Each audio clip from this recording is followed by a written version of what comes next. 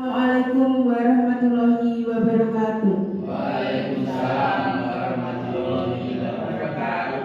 Yang terhormat Bapak Kepala SD Negeri 1 dan 3 Komando Batu, yang saya hormati Bapak Ibu Guru SD Negeri 1 dan 3 Komando Batu, puji syukur kita panjatkan kehadirat Allah Subhanahu wa Ta'ala, yang mana pada hari ini kita masih bisa diberi kenikmatan dan kesehatan sehingga kita dapat berkumpul untuk mengikuti acara diseminasi pemahaman dan penerapan budaya positif SD Negeri 3 Komando Batur oleh calon guru penggerak angkatan 9. Tak lupa sholawat serta salam kita haturkan kepada junjungan Nabi kita besar, Nabi besar Muhammad Shallallahu Alaihi Wasallam, yang selalu kita nantikan syafaatnya di hari kiamat nanti.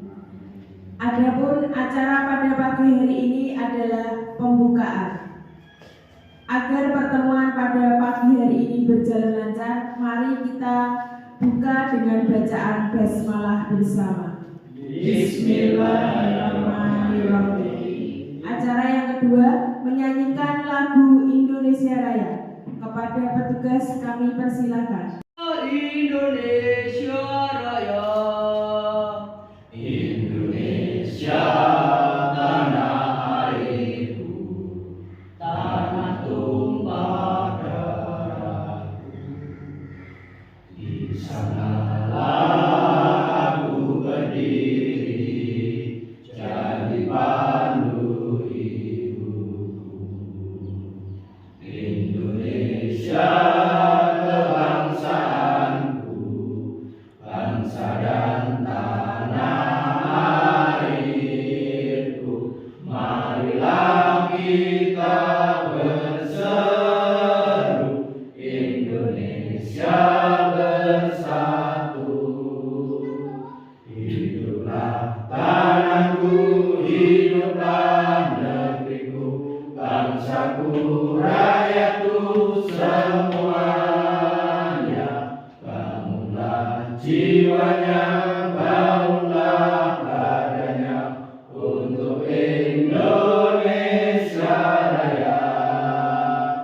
Indonesia Raya, merdeka, merdeka, tanahku, negeriku yang ku cinta.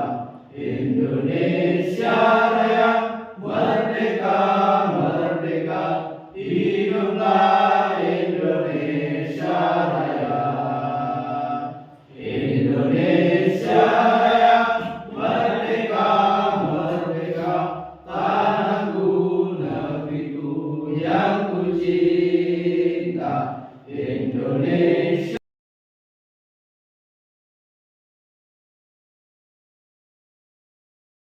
Allah Subhanahu wa Ta'ala, yang mana pada pagi hari ini kita dapat berkumpul di ruangan SD 3 Komando Batur dalam keadaan sehat walafiat tanpa mengganggu suatu apapun. Untuk hari ini, calon guru penggerak yang melaksanakan diseminasi, semoga nantinya dapat melaksanakan dengan lancar tanpa halangan suatu apapun. Baik. Kemudian nanti untuk guru penggerak, calon guru penggerak pada pagi hari ini yang melaksanakan diseminasi dapat lancar dan lulus dengan nilai yang baik. Untuk Bapak Ibu semuanya, untuk guru penggerak, nah ini di desa kita, di sekolah kita sudah ada 2 guru penggerak, kemudian nanti tambah 1, kemudian tambah 1 lagi, berarti 4. Nah, untuk sekolahan lainnya, untuk SD lainnya, semoga ini menjadikan motivasi, menjadikan dorongan pada Bapak Ibu guru untuk mengikuti guru penggerak.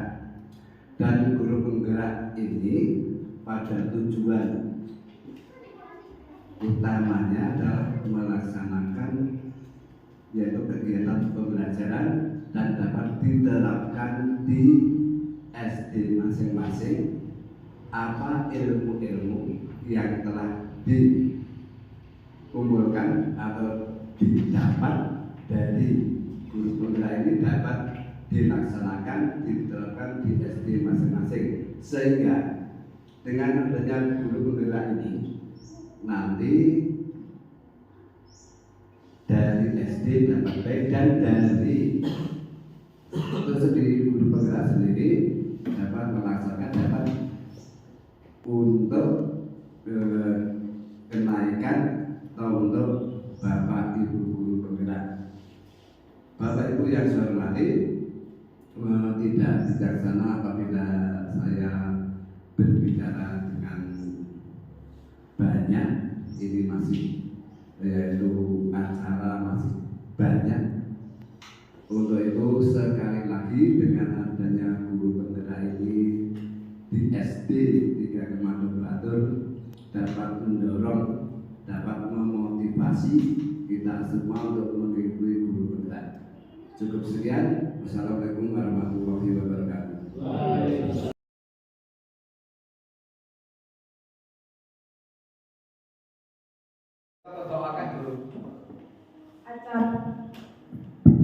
Acara selanjutnya, pemaparan diseminasi pemahaman dan penerapan budaya positif SD Negeri 3 Kemado Batur oleh Bapak Eko Supriyono. Kepada Bapak Eko kami persilakan.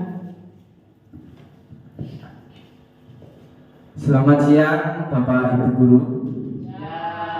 Masih semangat? Semangat, ya, tetap semangat ya. Assalamualaikum warahmatullahi wabarakatuh. Perkenalkan, nama saya Eko Supriyono. Saya CGP Angkatan 9 dari SD Negeri 3 Kemado Batur, Kecamatan Tawanrejo, Kabupaten Grobogan. Di sini saya akan memaparkan diseminasi pemahaman dan penerapan budaya positif SD Negeri 3 Kemado Batur. Sebelumnya, yang saya hormati Bapak Kepala Sekolah SD Negeri 1 dan 3 Kemado Batur, yang saya hormati Bapak Ibu Guru SD 1 dan 3 Kemado Batur.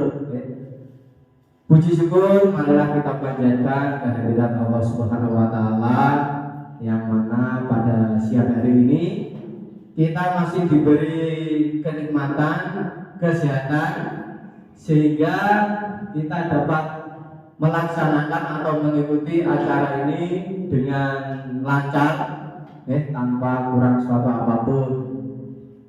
Tak lupa sholawat serta salam kita haturkan ke junjungan Nabi Agung Nabi besar Muhammad SAW, yang selalu kita nantikan syafaatnya di yaumul kiamah. Amin amin ya rabbal alamin.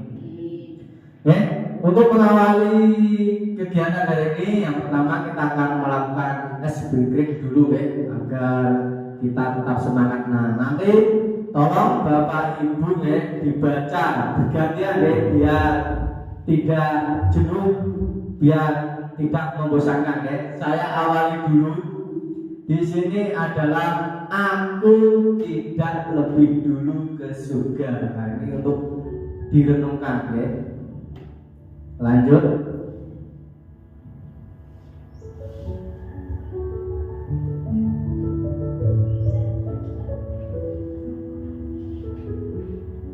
Aku tidak tahu di mana berada. Meski sekian banyak manusia berada di sekelilingku, namun aku tetap merasa sendiri dan ketakutan. Aku masih bertanya dan terus bertanya, tempat apa ini dan buat apa semua manusia dikumpulkan? Mungkinkah aku tidak mau mengira-ngira. Rasa takutku makin menjadi-jadi, tak kala seorang yang tidak pernah kukenal sebelumnya mendekati dan menjawab pertanyaan hatiku. Inilah yang disebut padang mahsyar. Suaranya begitu menggetarkan jiwaku. Bagaimana ia bisa tahu pertanyaanku? Batinku aku menggigil. Tubuhku terasa lemas. Mataku tegang mencari perlindungan dari seorang yang kukenal.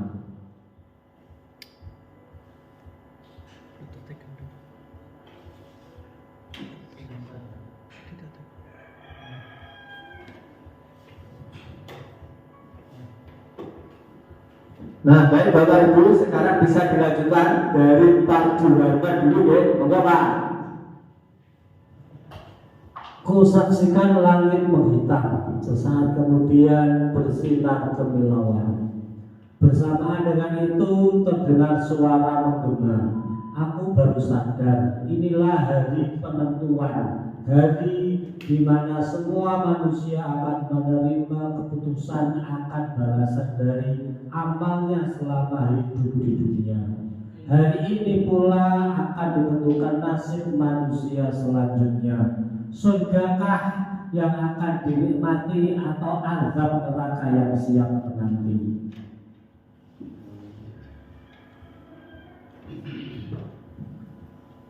Ku saksikan langit menghitam, sesaat kemudian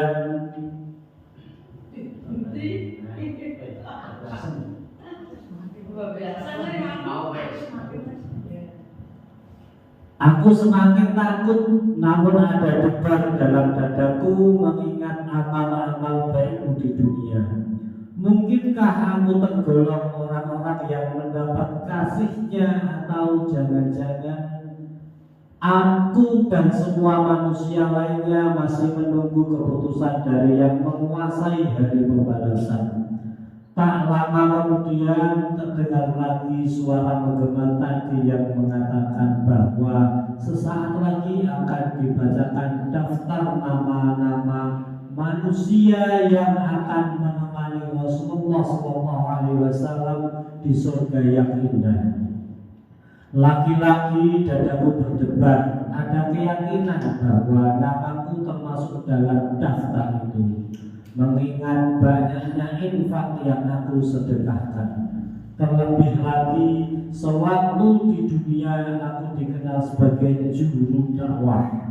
Kalaulah banyak orang yang ku dakwai masuk surga, apalagi dengan aku, pikirku mantap. Dilanjut, Surya. Akhirnya nama-nama itu pun mulai disebutkan. Aku masih beranggapan bahwa namaku ada di dalam deretan penghuni surga itu.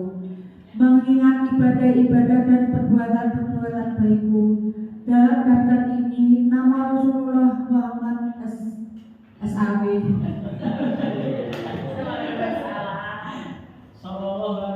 sudah pasti tercantum pada urusan teratas sesuai janji Allah melalui Jibril bahwa tidak satupun jiwa yang masuk ke dalam surga sebelum Muhammad masuk. Setelah itu tersebutlah para ashabihunal awwalun. Kulihat Fatimah Az-Zahra dengan senyum manisnya melangkah bahagia sebagai wanita pertama yang ke surga, diikuti para istri-istri dan keluarga Rasul lainnya.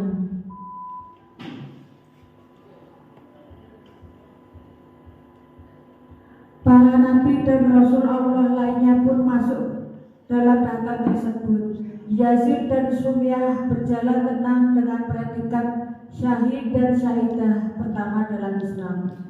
Juga para sahabat lainnya, satu persatu para pengikut terdahulu Rasul itu dengan bangga melangkah ke tempat di mana Allah akan membuka tabirnya. Yang aku tahu, salah satu kenikmatan yang akan diterima para penghuni surga adalah melihat wajah Allah. Kusaksikan para sahabat Muhajirin dan Anshar yang tengah bersyukur mendapatkan nikmat tiada terhingga sebagai balasan kesetiaan berjuang bersama. Muhammad menegakkan risalah. Setelah itu tersebutlah para mukmin terdahulu, para syuhada dalam berbagai perjuangan pembelaan agama Allah. Enggak Pak, Pak Slamet.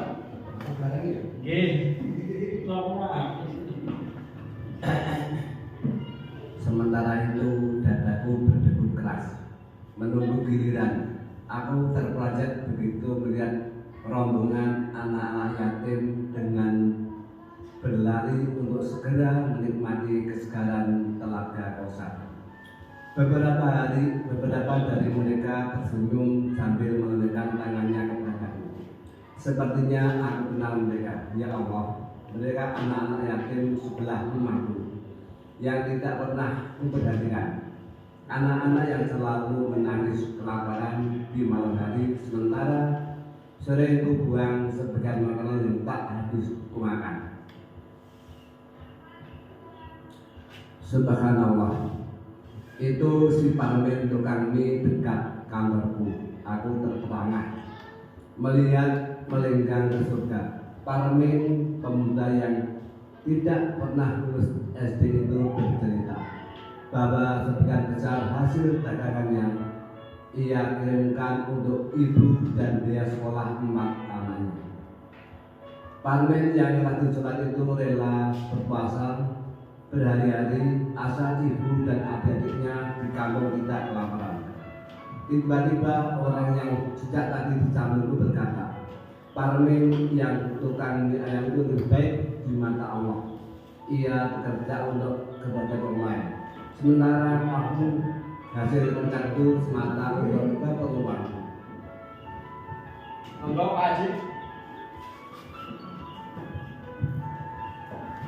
Lalu berturut-turut lewatlah di depan mataku Mbok Darmi, penjual pecel yang kehadirannya selalu bertolak, pengemis yang setiap hari lewat depan rumah dan selalu mendapatkan kata maaf dari bibirku di balik pagar di rumahku.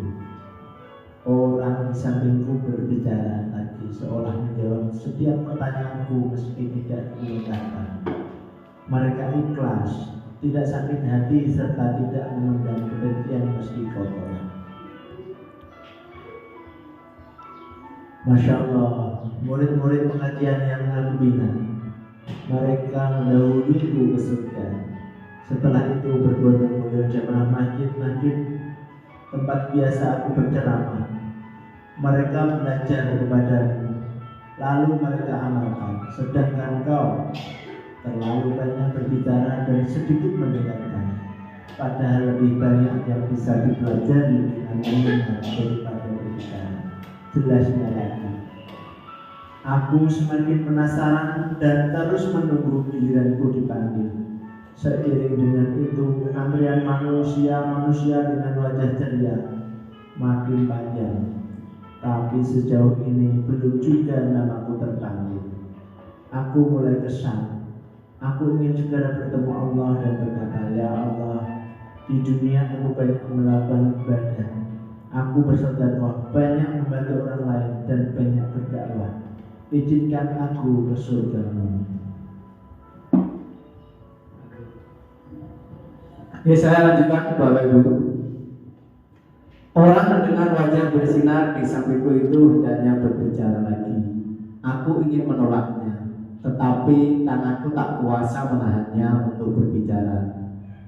Ibadahmu bukan untuk Allah, tapi semata untuk kepentinganmu mendapatkan surga Allah.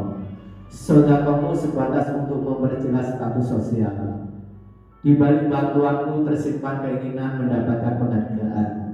Dan dakwah yang kau lakukan hanya berbekas untuk orang lain, tidak untukmu. Bergetar tubuhku mendengarnya.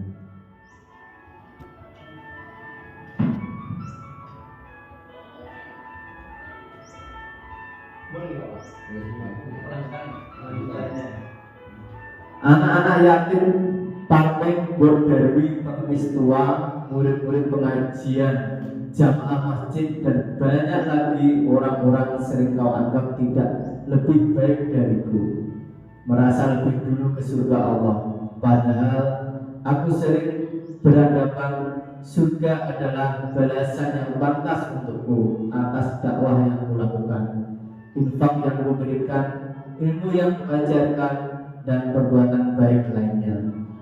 Ternyata aku tidak lebih tunduk daripada mereka, tidak lebih ikhlas dalam beramal daripada mereka, tidak lebih bersih hati daripada mereka, sehingga aku tidak lebih dulu ke surga dari mereka.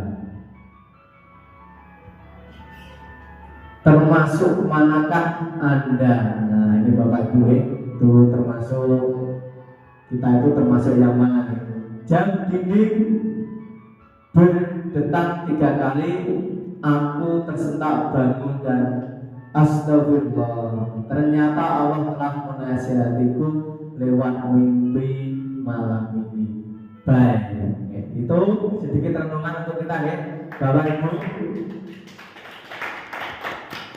Selanjutnya kita akan masuk ke materi ya, yaitu budaya positif. Tadi sudah perkenalan ya. Nah, sebelum kita memasuki materi ada baiknya kita melakukan kesepakatan untuk hari ini Yang pertama ini direkam di situ tidak direkam, terus matikan mikrofon, berarti Bapak Ibu diharap tenang selama pemaparan Terus bawa catatan hal yang penting bisa dicatat. Terus kalau ada pertanyaan bisa angkat tangan Nanti juga dilakukan sesuai waktunya. Lanjut. Nah, ini hadir seutuhnya. Terus tenangkan hati dan pikiran Bapak Ibu tidak usah sepaneng, tidak usah sedih, tidak usah susah. Sebentar lagi jam makan siang, tapi mohon ditahan sebentar Terus berdamai sejenak semua situasi dalam diri untuk hadir seutuhnya di ruangan ini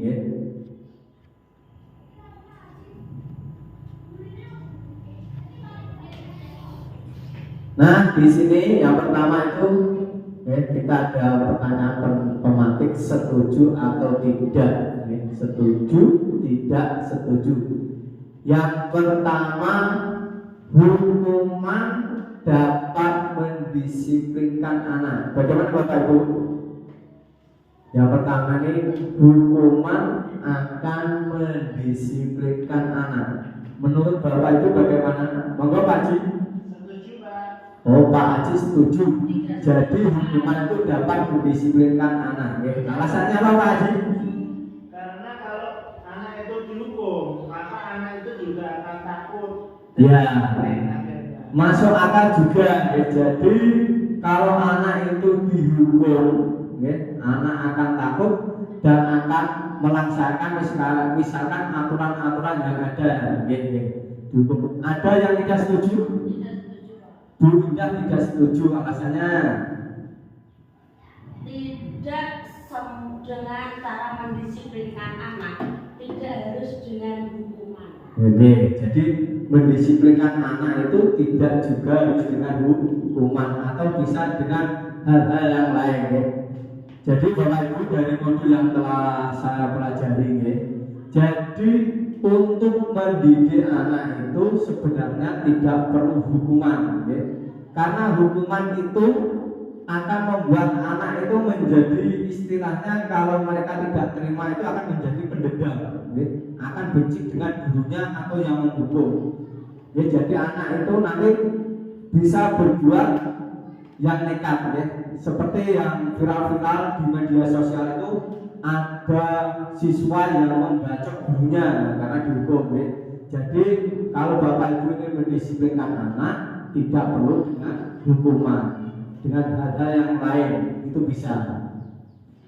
Terus dua, pemberian hukuman dengan hal positif seperti membaca atau membersihkan halaman sekolah dapat meningkatkan disiplin anak. Ya, setuju atau tidak setuju? Setuju, Pak. Pak Haji setuju. Ya, alasannya? Karena hukuman dengan hal positif itu juga akan Meningkatkan disiplin anak ya Pak ya. Ya. Terus yang ketiga, memberi penghargaan dapat meningkatkan motivasi belajar anak. Gimana ini? Setuju atau tidak setuju? Setuju Pak. Setuju ya Pak ya. Jadi memberi penghargaan itu dapat meningkatkan motivasi belajar anak. Ya bisa itu. Ya. Untuk yang kedua tadi hukuman positif membaca buku ya, itu juga hampir sama dengan yang pertama ya. Jadi anak-anak itu misalnya kalau disuruh membaca ya, atau membersihkan halaman sama. Ada sebagian anak yang tidak suka ya, disuruh membaca atau membersihkan. Jadi juga akan timbul rasa kecewa dengan gurunya ya. Dia membersihkan itu mungkin karena terpaksa atau takut kalau disuruh membersihkan halaman atau membaca. Terus yang ketiga, memberi penghargaan meningkatkan motivasi ya. Itu juga boleh. Kita boleh memberi penghargaan ya. Tapi kalau penghargaan itu kita berikan, biasanya anak-anak melakukan suatu hal itu karena mereka ingin mendapat penghargaan. Dan itu juga akan membuat siswa yang lain itu merasa kecewa. Kenapa toh misalnya itu si Aji kok diberi penghargaan terus aku tidak pernah ya. Bukan berarti kita antipati dengan penghargaan, tapi akan lebih baik kita ganti dengan hal-hal yang lain ya. Tidak harus penghargaan terus yang kita berikan.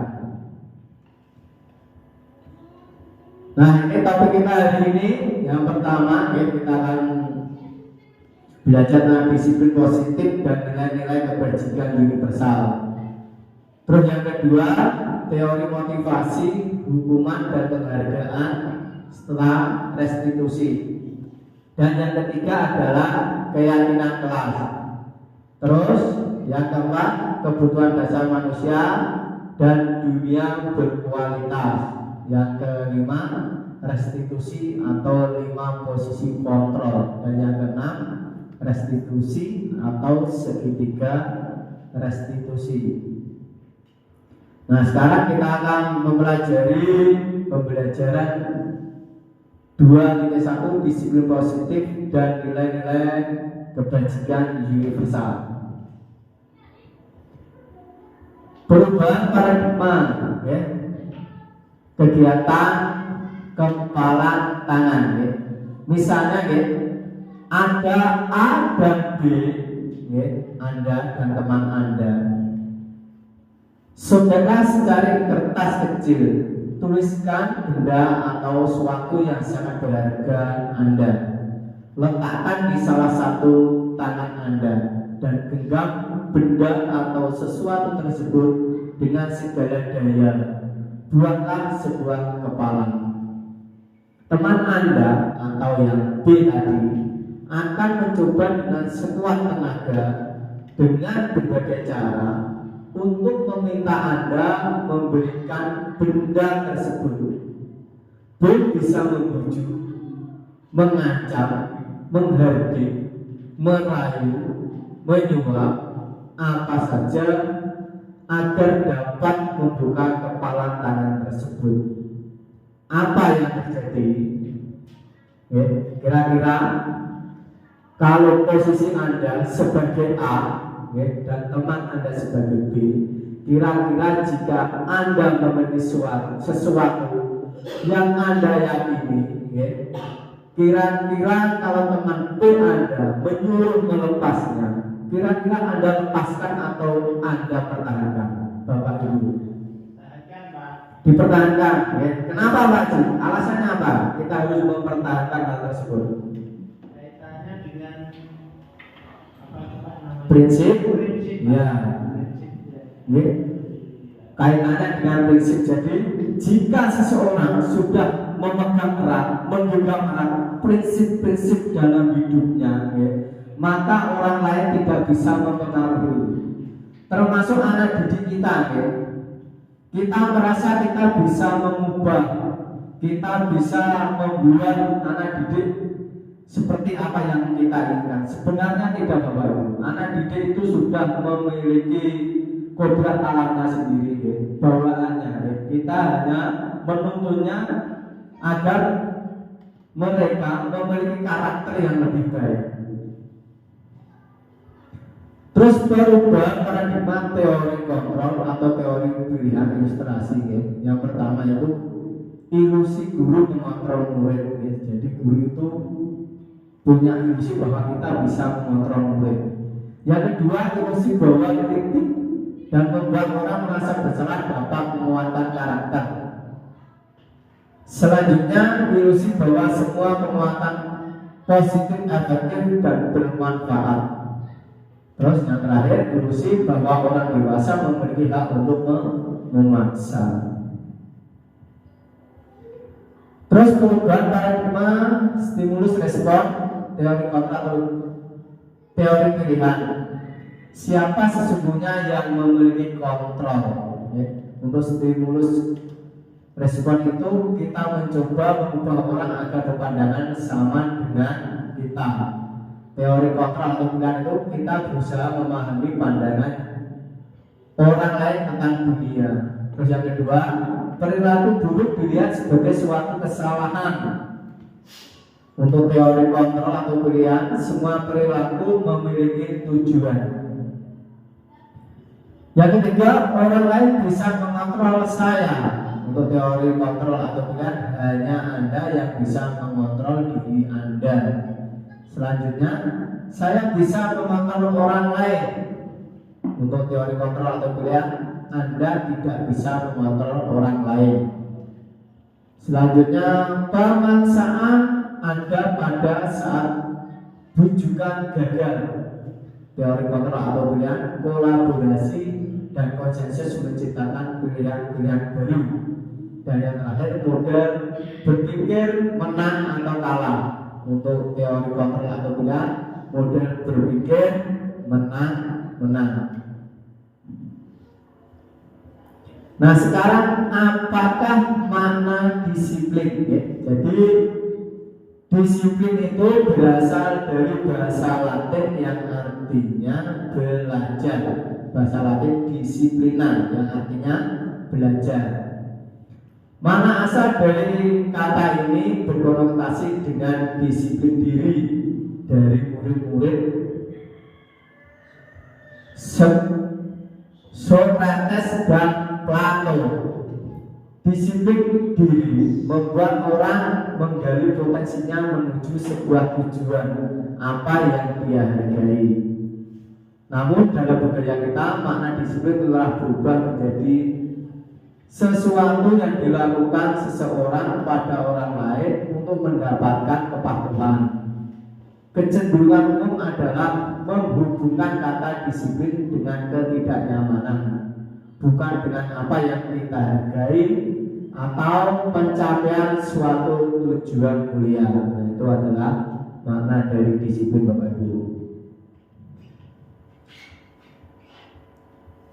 Untuk nilai-nilai kebajikan universal, nilai-nilai kebajikan adalah sifat-sifat positif manusia yang merupakan tujuan mulia yang ingin dicapai setiap individu. Nilai-nilai tersebut bersifat universal dan lintas bahasa, suku bangsa, agama maupun latar belakang. Setiap perilaku atau perbuatan memiliki satu tujuan. Itu dari Dr. William Glasser pada teori kontrol 1984. Dengan mengaitkan nilai-nilai kebajikan yang diyakini seorang, maka motivasi intrinsiknya akan terbangun, sehingga menggerakkan motivasi dari dalam untuk dapat mencapai tujuan mulia yang diinginkan. Dari Dian Gosen 1998. Nilai-nilai kebajikan yang ingin kita capai pada setiap anak Indonesia kita kenal dengan profil pelajar Pancasila. Jadi Bapak Ibu di sekolah itu yang kelas 1, 4, 2, dan 5 itu sudah menggunakan kurikulum merdeka. Salah satunya adalah profil pelajar Pancasila itu ada di kurikulum merdeka. Yang pertama itu adalah beriman dan bertakwa kepada Tuhan Yang Maha Esa, terus berakhlak mulia, mandiri, bernalar kritis, berkebudayaan global, bergotong royong, dan kreatif. Itu adalah profil pelajar Pancasila. Di situ ada 6 elemennya. Nah, sekarang masuk ke pembelajaran kedua tentang teori motivasi, hukuman, dan penghargaan. Ya, Bapak Ibu sudah nangkep? Sudah nangkep? Nah, kita SBB dulu ya, agar tidak nangkep. Mohon Bapak Ibu berdiri semua. Nah, kita melakukan tepuk semangat. Nah, tentunya kalau diajari ke murid-muridnya ya, tepuk semangat ya. Contohnya tepuk semangat.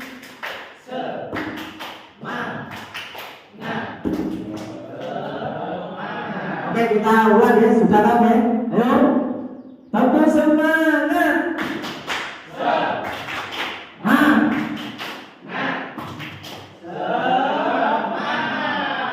Terima kasih Bapak Ibu, silakan duduk kembali. Nah, berarti semangatnya kembali lagi. Tadi kan sudah tahu. Nah, sekarang tambah semangat lagi. Kita lanjutkan. Nah, sekarang teori motivasi perilaku manusia, yaitu ada motivasi eksternal, internal. Yang pertama adalah untuk menghindari ketidaknyamanan atau hukuman. Apa yang akan terjadi apabila saya tidak melakukan itu adalah motivasi eksternal. Jadi motivasi eksternal itu motivasi ya datangnya dari luar. Terus untuk mendapatkan imbalan dari orang lain atau institusi, apa yang akan saya dapatkan apabila saya melakukan. Sama ini juga eksternal. Kita melakukan sesuatu agar kita mendapatkan sesuatu. Yang pertama tadi agar tidak mendapat hukuman, tapi yang kedua ini agar kita mendapatkan sesuatu. Terus yang ketiga untuk menghargai diri sendiri. Saya akan menjadi orang yang seperti apa bila saya melakukannya. Itu adalah motivasi internal atau tujuan disiplin positif. Jadi kita sebagai pendidik itu harus memiliki yang ketiga ini, motivasi internal. Jadi kita harus mau menjadi guru yang seperti apa dan akan membuat peserta didik kita itu seperti apa. Nah, selanjutnya menurut Ki Hajar Dewantara, merdeka itu artinya tidak hanya terlepas dari perintah, akan tetapi juga cakap dalam memerintah diri sendiri. Yaitu menurut Ki Hajar Dewantara, merdeka itu tidak terlepas dari perintah, tapi juga cakap memerintah diri sendiri. Nah, ini Bapak Ibu dihukum oleh penghargaan. Jadi Bapak Ibu yang selama ini sering memberi penghargaan kepada peserta didiknya. Misalnya kalau bisa maju dikasih permen, maju benar dikasih tepuk tangan. Sebenarnya penghargaan itu termasuk hukuman, dihukum oleh penghargaan. Penghargaan itu juga merupakan hukuman sebenarnya. Bahwa penghargaan berlaku sama dengan hukum dan artinya meminta atau membujuk seseorang melakukan sesuatu untuk memenuhi suatu tujuan tertentu dari orang yang meminta atau membujuk. Dorongan eksternal dan akan faktor ketergantungan. Beberapa dampak dari pemberian. Nah, ini dampaknya. Yang pertama, pengaruh jangka pendek dan jangka panjang. Penghargaan menghukum Terus penghargaan mengurangi ketepatan, penghargaan tidak efektif, terus penghargaan merusak hubungan. Yang disingkat penghargaan merusak hubungan sebagai misalkan ada anak yang pandai, bapak ibu sering memberi penghargaan. Ada anak yang kurang pandai, maka dia akan merasa dibedakan. Jadi anak yang kurang pandai tersebut akan membenci anak yang pandai karena sering mendapat penghargaan. Makanya di sini dikatakan kalau penghargaan itu juga salah satu dari hukuman.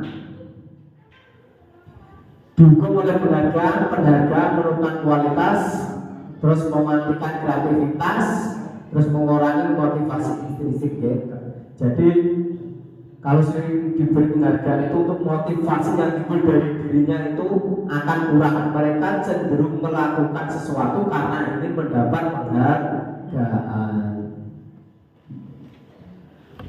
Bentuk program kebijakan ya. Lanjut. Nah ini adalah salah satu contoh ya, Bapak Ibu guru coba dicermati, dibaca ya. Di situ ada tindakan guru ya. Bapak Ibu guru disuruh membedakan apakah ini hukuman atau konsekuensi ya. Yang pertama, mencatat 100 kali di dalam buku kalimat saya tidak akan terlambat lagi karena terlambat ke sekolah. Hukuman atau konsekuensi Bapak Ibu?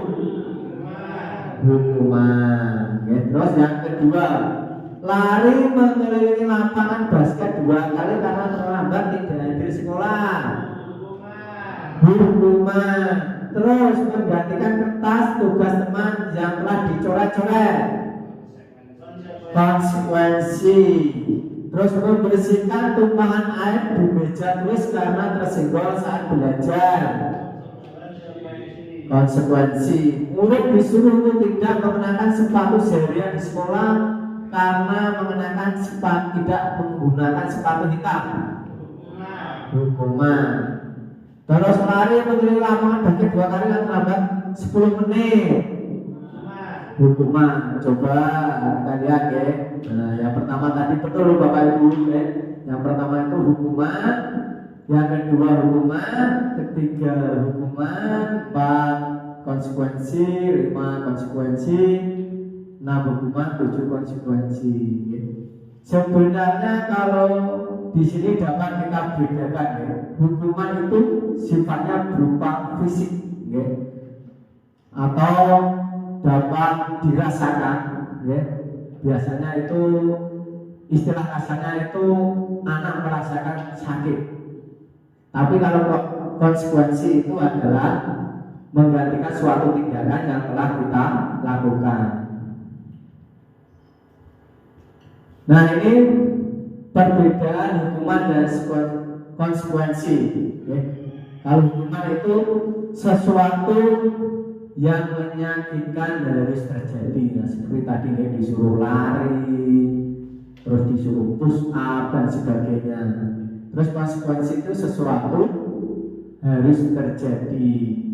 Yang kedua, kalau hukuman membuat anak sakit. Nah, ya, hukuman itu membuat anak sakit. Terus kalau konsekuensi membuat anak merasa tidak nyaman dalam waktu pendek. Kalau hukuman tadi jangka waktunya itu lama. Terus hukuman anak membenci kedisiplinan. Ya, kalau konsekuensi itu anak menghargai disiplin. Terus kalau hukuman itu sifatnya itu paksaan. Ya, jadi hukuman itu dipaksa. Ya, memang sifatnya memaksa. Kalau tidak nurut ya harus dihukum. Terus kalau konsekuensi itu stimulus atau tanggapan. Terus hukuman mendorong anak menyakiti dirinya sendiri. Sedangkan konsekuensi itu mendorong anak agar mudah menyesuaikan diri. Terus kalau hukuman itu konsep diri yang buruk. Kalau konsekuensi itu konsep diri yang baik. Hukuman anak belajar untuk menyembunyikan kesalahan. Kalau konsekuensi itu anak belajar untuk mematuhi peraturan. Hukuman marah, rasa bersalah, dipermalukan, merasa tak dihargai. Jadi kalau bapak ibu sering menghukum anak, nah ini yang terjadi. Anak itu merasa marah, bersalah, dipermalukan, dan merasa tidak dihargai. Terus kalau konsekuensi itu kehilangan hak, dibuat tidak nyaman, diasingkan untuk sementara waktu.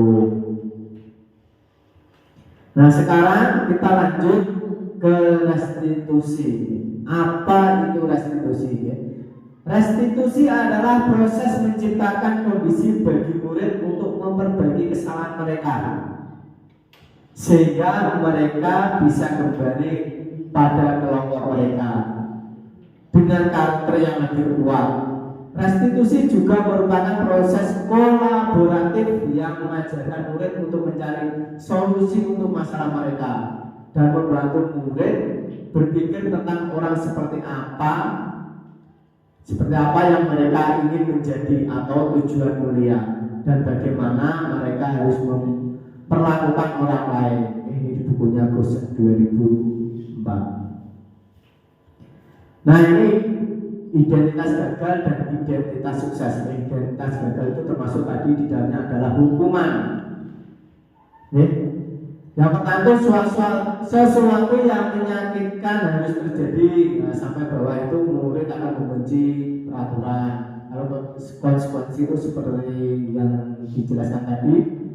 Terus sifatnya ini kalau hukuman itu bahwa itu negatif, kalau konsekuensi itu netral. Nah yang bagus ini adalah restitusi, memiliki sifat yang positif. Jadi restitusi itu merupakan pilihan menguatkan untuk murid anak dalam jangka waktu panjang. Terus korban mendapatkan ganti, terus murid atau anak mendapatkan penguatan, terus masalah terpecahkan, murid belajar bertanggung jawab untuk perilakunya, fokus pada pemecahan masalah dalam jangka waktu panjang. Nah ini pertanyaannya biasanya, apa yang kamu yakini, apa yang bisa kamu lakukan untuk memperbaiki masalah ini, ya? Dan murid atau anak akan menghormati dirinya dan orang lain. Nah ada 9 ciri-ciri restitusi. Yang pertama itu bukan untuk menebus kesalahan, namun belajar dari kesalahan. Yang kedua, memperbaiki hubungan. Yang ketiga, tawaran bukan paksaan. Yang keempat, restitusi menuntut untuk melihat ke dalam diri. Yang kelima, restitusi mencari kebutuhan dasar yang mendasari tindakan. Yang keenam, restitusi diri adalah cara yang paling baik. Dan yang ketujuh, restitusi fokus pada karakter bukan tindakan. Kedelapan, restitusi fokus pada solusi. Dan yang terakhir, yang kesembilan adalah restitusi mengembalikan murid yang berbuat salah pada kelompoknya. Terus yang ketiga tentang keyakinan kelas. Mengapa tidak peraturan saja? Mengapa harus keyakinan kelas?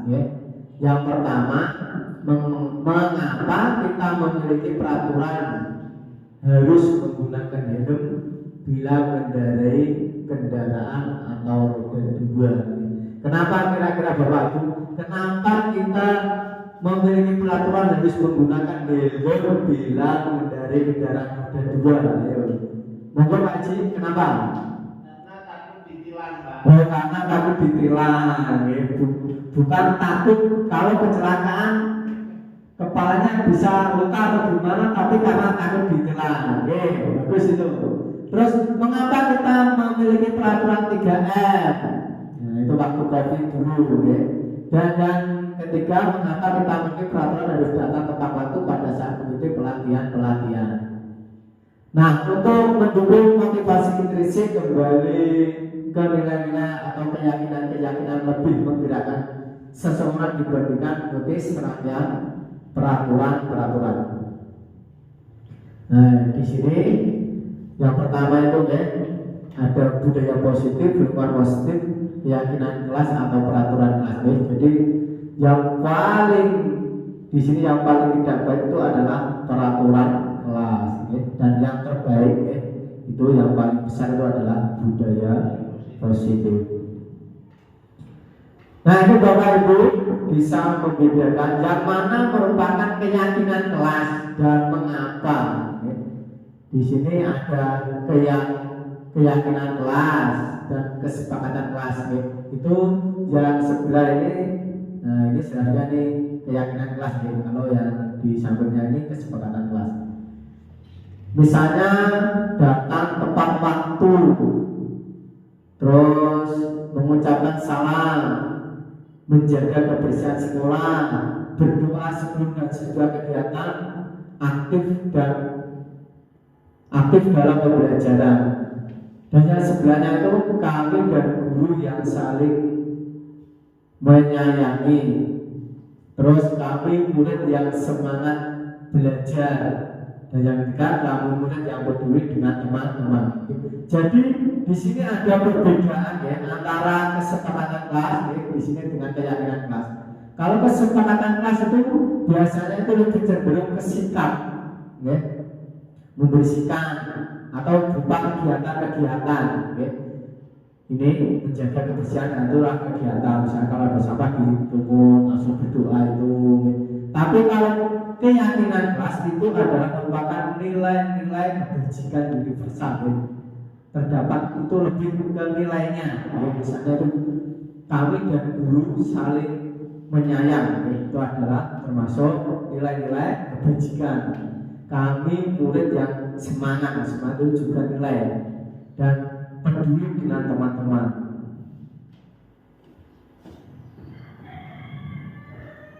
Nah, ini antara peraturan sama keyakinan kelas.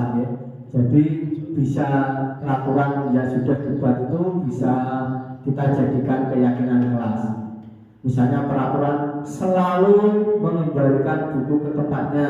Ini nanti kita langsung saja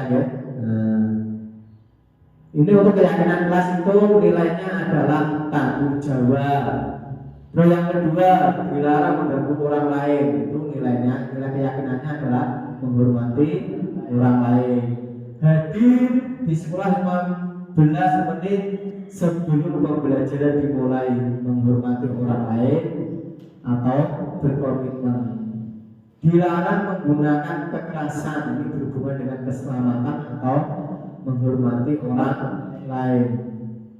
Dilarang menggunakan narkoba, ini berhubungan dengan kesehatan diri kita. Dan pergantian atau menunggu giliran, ini menghormati orang lain juga, bersabar. Gunakan masker, sama kesehatan dan keselamatan. Jangan berlari, itu adalah keselamatan. Nah, selanjutnya kebutuhan dasar yang berkualitas. Bapak Ibu masih semangat? Masih. Kayaknya mana semua ini. Ayo kita SBK dulu seperti tadi mohon Bapak Ibu berdiri semua. Kita lakukan terus semangat lagi agar semangatnya kembali seperti semula. Siap ya. Tepuk semangat.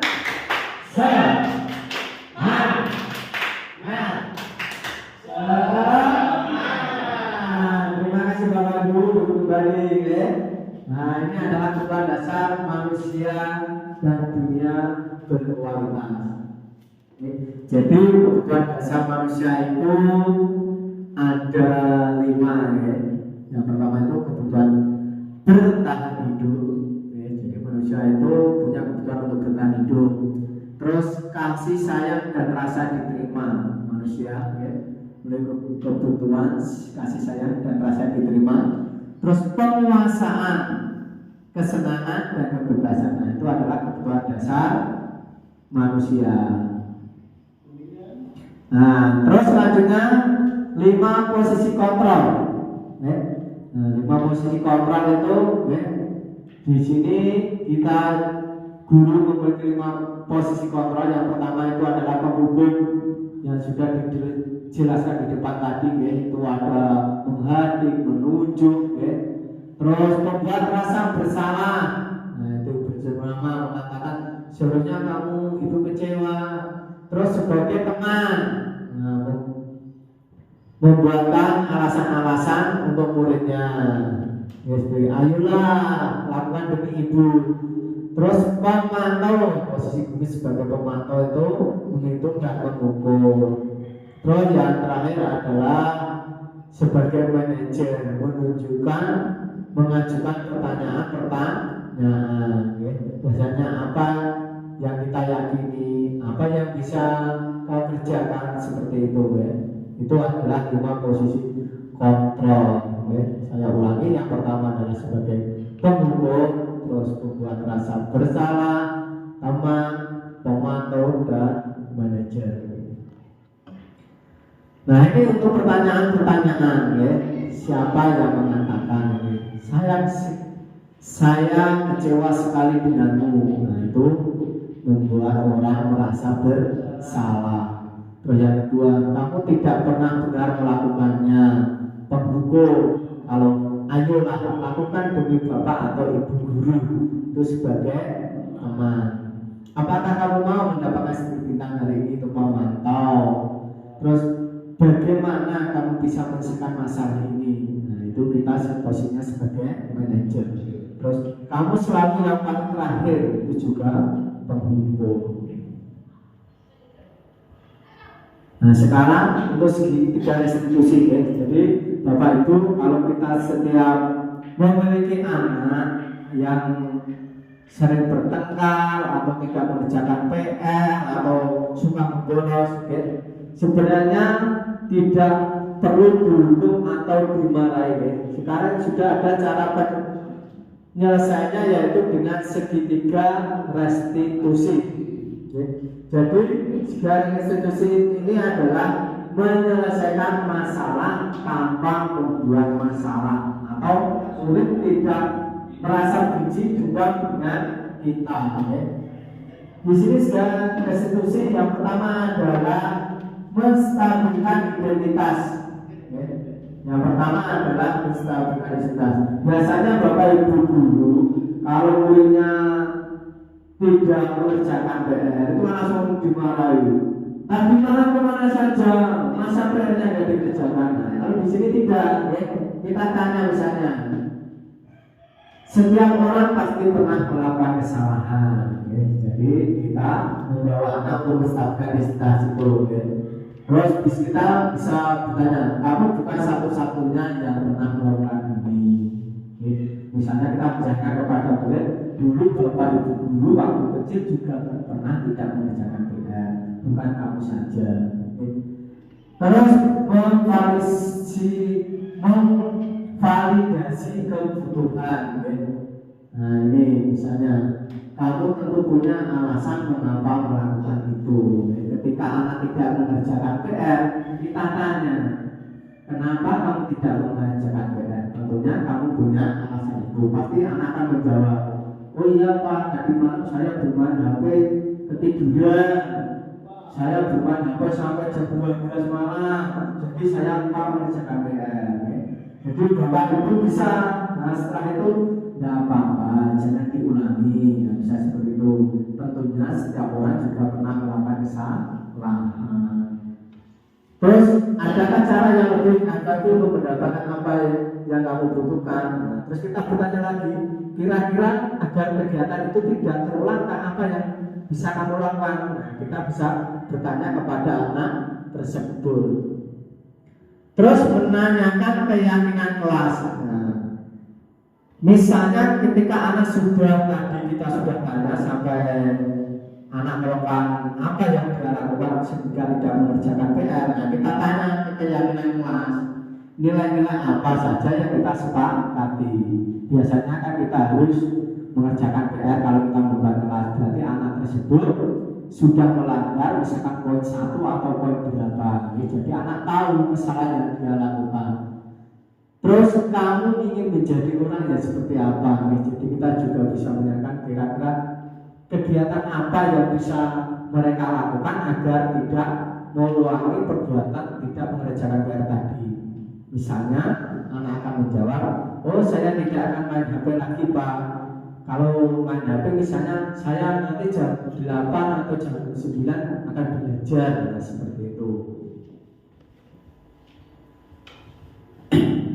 Nah ini untuk menstabilkan identitas ya. Jadi guru berkata berbuat salah itu hal yang manusiawi.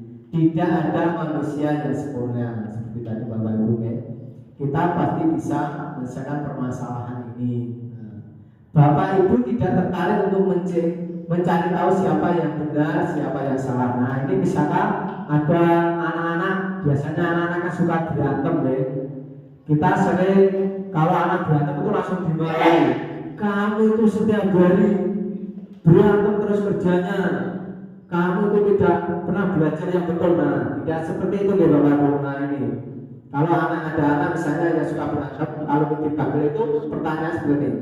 Bapak Ibu tidak tertarik untuk mencari tahu siapa yang benar, siapa yang salah. Itu bisa dipakai untuk menyelesaikan permasalahan ketika ada murid yang berantem. Nah, validasi kebutuhan. Nah, misalnya ya, ini guru berkata, kamu bisa saja kan melakukan hal yang lebih buruk, tapi kamu tidak melakukannya. Kamu pasti punya alasan mengapa melakukannya. Ya, jadi ketika kita menemui masalah kepada murid tadi, misalnya ada murid-murid yang berantem, kan pertanyaannya seperti ini, kenapa kamu pasti punya alasan mengapa kamu melakukannya. Terus menanyakan keyakinan. Jadi kalau Bapak Ibu guys, setelah anak-anak tadi sudah kondusif, yang selanjutnya itu kita bisa menanyakan keyakinan. Keyakinan kelas yang sudah kita buat bersama, tentunya dengan peserta didik kita. Ya. Misalnya apa nilai yang kita percaya di kelas sekolah kita. Terus kamu ingin jadi anak seperti apa? Terus apa yang kamu rasakan ketika kamu melakukan itu? Kamu menjadi orang yang seperti apa? Itu adalah contoh untuk menanyakan keyakinan kelas. Nah Bapak Ibu, coba dicermati ya, ini pertanyaan-pertanyaan ini ya, 30 detik ya. Coba Bapak Ibu, yang pertama itu, apakah kamu ingin berbuat baik? Apakah saat ini kamu sedang menjadi orang yang sedang kamu inginkan? Apakah kamu bisa mengubah kegiatan atau perilaku kamu saat ini menjadi sikap yang lebih baik, membantu? Terus apakah wajar membuat kesalahan? Bisakah kita memperbaikinya? Apa yang kamu lakukan saat ini sesuai? Kapan kamu siap untuk mulai? Terus peraturannya apa? Itu sampai yang terakhir, apa yang kamu inginkan, peraturannya apa? Nah ini tadi tentang disiplin positif ya. Itu adalah teori kontrol atau teori pilihan dari Dr. William Glasser ya. Ada tindakan bisa mengontrol orang lain, Anda tidak bisa mengontrol orang lain ya. Hanya Anda yang bisa mengontrol diri Anda. Makna disiplin ya, tadi belajar kontrol dari dengan menggali potensi kita akan tercapai tujuan mulia, yaitu sesuatu yang menjadi seseorang yang kita inginkan berdasarkan nilai yang kita hargai. Itu ada motivasi ekstrinsik dan motivasi intrinsik ya. Terus semua perilaku memiliki tujuan. Itu adalah teori motivasi untuk menghindari hukuman, terus untuk mendapatkan imbalan. Yang ketiga untuk menghargai diri sendiri, nilai-nilai kebajikan universal dan keyakinan kelas. Terus lima posisi kontrol guru tadi ya. Yang pertama itu sebagai penghukum, yang kedua membuat rasa bersalah, yang ketiga sebagai teman, yang keempat pemantau, dan yang kelima manajer. Selanjutnya segitiga restitusi.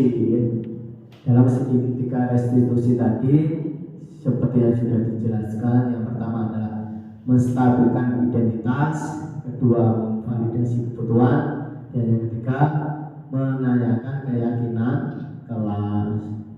Terus realitas kebutuhan kita berbeda, kita berusaha memahami pandangan orang lain tentang dunia. Setiap orang memiliki gambaran berbeda.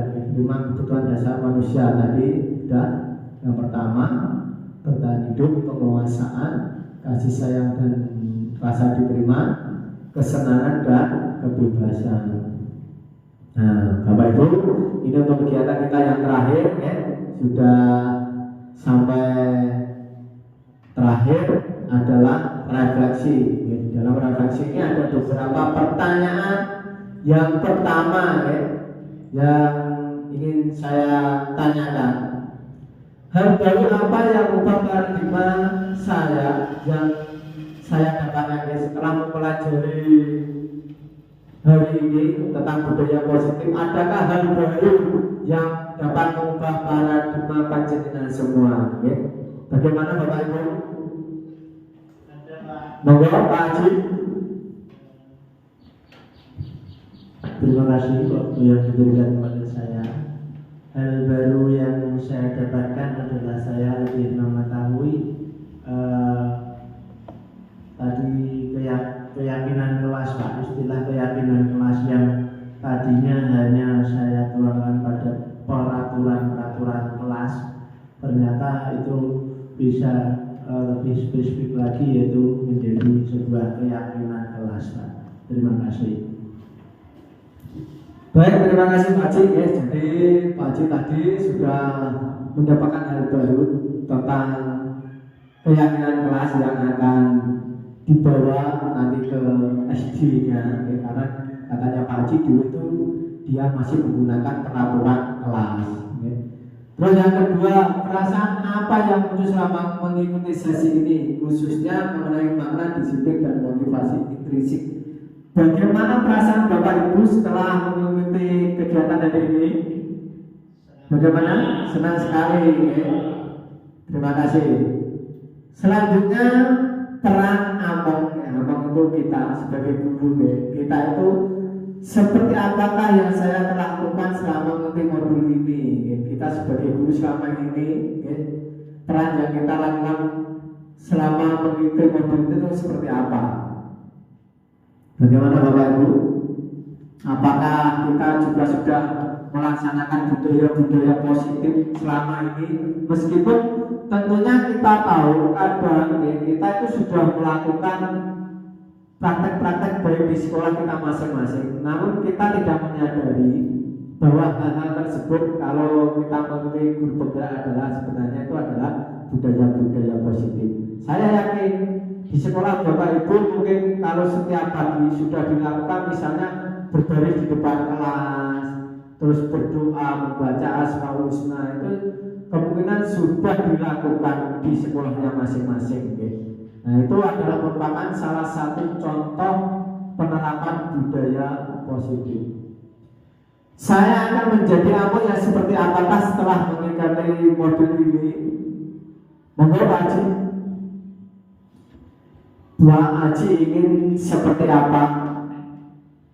Terima kasih untuk setelah tadi menyimak dari paparan Pak Eko bahwa saya mendapati ada 5 posisi kontrol seorang guru, yaitu saya ingin menjadi seorang manajer, Pak, pada siswa. Terima kasih.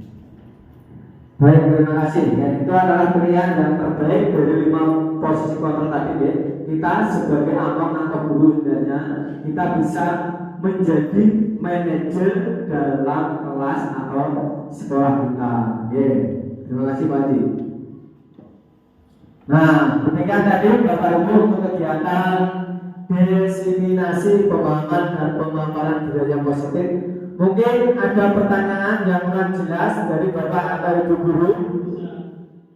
Sudah? Sudah cukup ya? Bapak Haji. Terima kasih Pak. Kaitannya dengan budaya positif Pak yang ada di sebuah sekolah. Kira-kira contoh budaya positif yang sudah diterapkan di sebuah sekolah itu apa saja Pak? Terima kasih.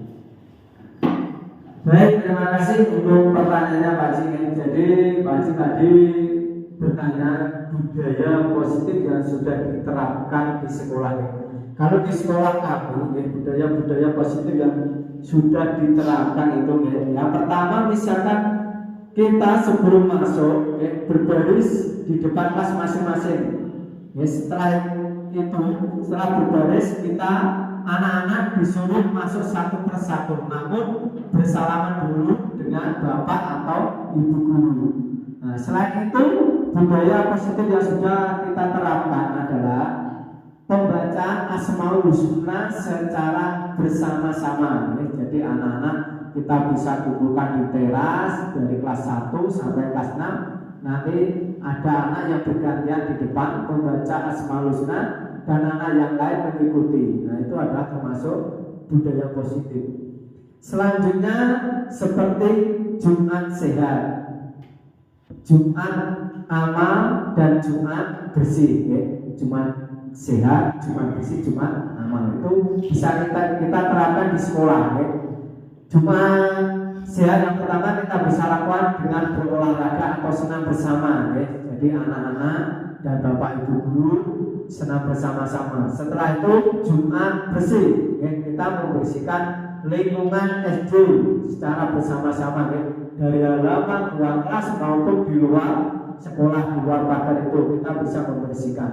Dan selanjutnya adalah Jumat amal, ya. Anak-anak di sini berarti untuk berinfak seikhlasnya, jadi tidak memaksa. Punya 500 bisa, 1000 bisa, terserah anak-anak itu. Yang penting tidak membebani. Kira-kira seperti itu Pak Haji, budaya positif yang sudah kami jalankan di sekolah kami selama ini. Ya. Ada pertanyaan yang lain? Cukup ya? Kalau cukup kita akhiri ya, pertemuan kali ini. Kurang lebihnya saya mohon maaf jika ada kesalahan dalam penyampaian materi ini, dan terima kasih Bapak Ibu sudah mengikuti kegiatan ini dari awal hingga akhir ini. Kurang lebihnya mohon maaf. Wassalamualaikum warahmatullahi wabarakatuh.